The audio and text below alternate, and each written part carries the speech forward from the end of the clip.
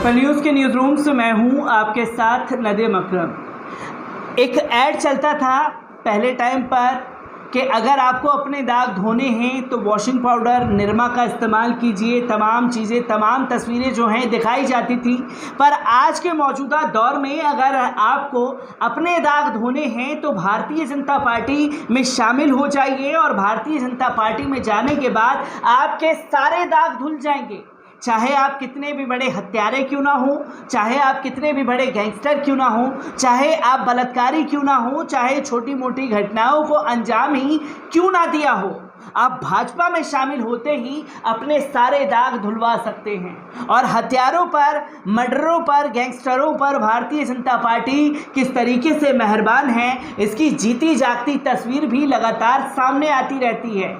लगातार तस्वीरें सामने आ रही हैं और इन्हीं तस्वीरों में एक और नाम ऐड कर लीजिए, अरविंद राज त्रिपाठी का, जिसे भारतीय जनता पार्टी युवा मोर्चा का प्रदेश मंत्री बना दिया गया है।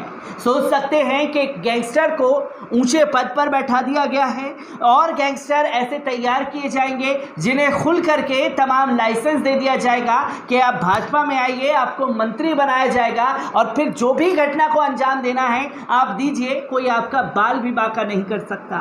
भाजपा में गैंगस्टर अरविंद राज त्रिपाठी को भाजयूम भारतीय जनता पार्टी युवा मोर्चा का प्रदेश मंत्री बना दिया गया है। काकादेव थाने में हिस्ट्री शीटर अरविंद को एक मामले में निचली अदालत सजा भी सुना चुकी है। हाल ही में उस पर पुलिसकर्मी से अभद्रता करने और सरकारी काम में बाधा डालने का केस भी दर्ज हुआ है। आपको बता दें कि ये नाम सामने आने के बाद सूरज शुक्ला लिखते हैं कि गैंगस्टर अरविंद राज त्रिपाठी का बजयामू का प्रदेश मंत्री बनाया गया है। अरविंद कानपुर के काकादेव थाने में हिस्ट्री शीटर है, उस पर 16 मुकदमे दर्ज हैं। हत्या के केस में सजा याफ्ता है, 4 बार गुंडा एक्ट लगा है, हत्या के प्रयास और वसूलों के कई केस दर्ज हैं।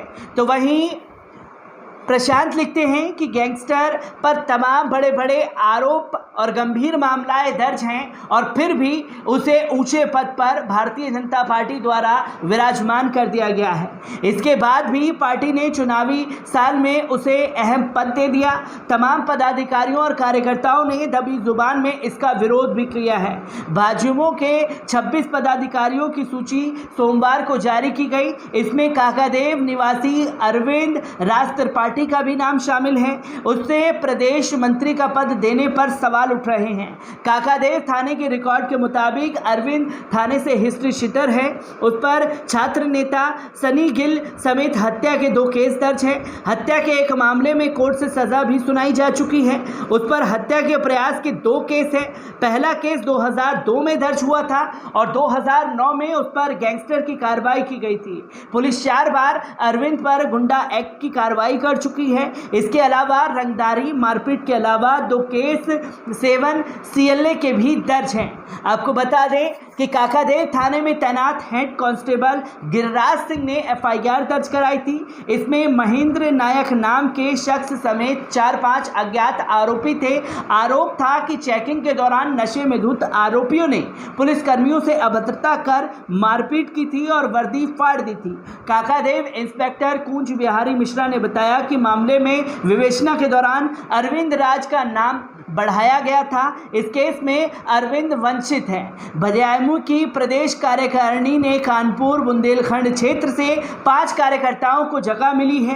कानपुर के शिववीर सिंह भदूरिया और जालौन के विकास श्रीवास्तव उपाध्यक्ष बनाए गए हैं। इसी तरह कानपुर के अरविंद राज त्रिपाठी और औरैया के सौरभ भूषण शर्मा को प्रदेश मंत्री बनाया गया है। हरदौई के अमन मिश्रा सब मीडिया प्रभारी बनाए गए हैं। शिववीर दोबारा प्रदेश उपाध्यक्ष बने हैं, जबकि विकास को प्रदेश मंत्री से उपाध्यक्ष पद दिया गया है।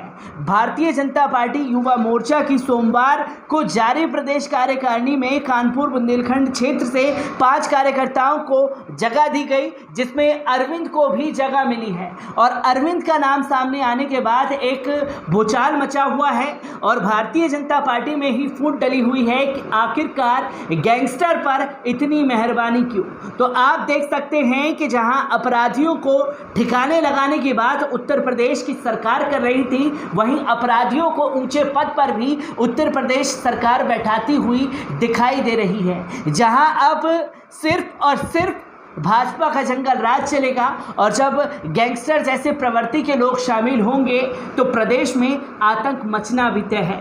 मैं उत्तर प्रदेश से आ रही हर एक अपडेट आप लोगों के साथ यूं ही साझा करता रहूँगा। दीजिए इजाज़त, शुक्रिया।